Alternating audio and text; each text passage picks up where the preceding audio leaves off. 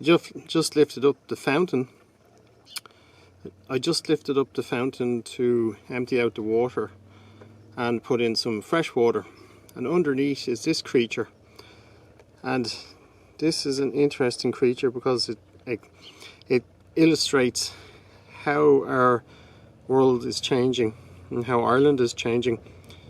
These began showing up in the late 1990s and during the Celtic Tiger, the early stages of it.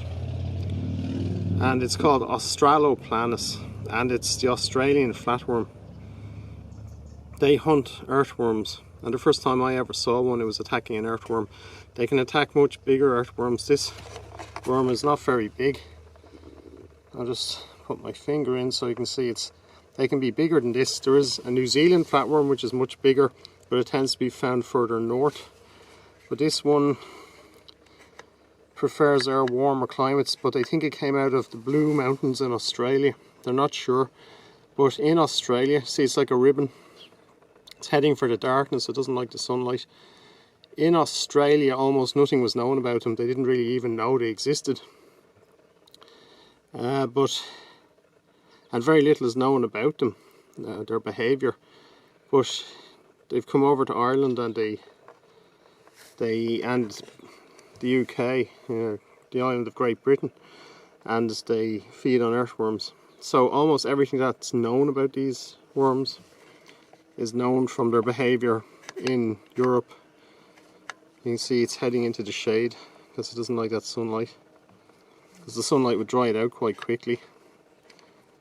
This just goes to show you creatures are moving around the world brought by us. They believe these came in plant soil or in maybe as eggs in plant roots. They're not sure how they got here, but they think it was during the mass landscaping event that took place during the Celtic Tiger with all the building of houses and housing estates.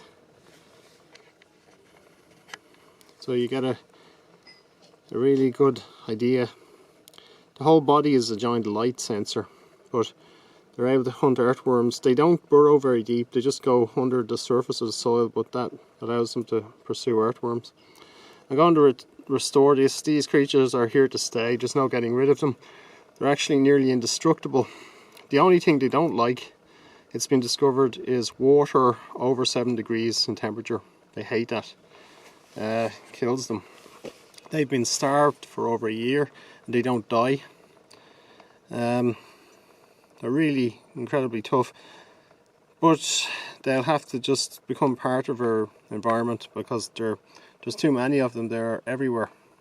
But if you see this bright orange one, there's also a whitish coloured one, the alba form, and you can see, so that's the Australian flatworm. There's my finger for comparison. And we do have natural flatworms in Ireland that live on land. They're not very common, they're smaller than this. But if you ever find one of these, you know what it is. And there are other creatures I'd like to show you which have arrived in Ireland, and we don't know how they got here, but they arrived during the Celtic Tiger, during the economic boom. It seems to have been landscaping again. Sometimes, as in the case of the false widow spider, or the false widow spiders, we don't actually know where their original homeland is. It's still debated. But at least we do know where these Australian flatworms come from.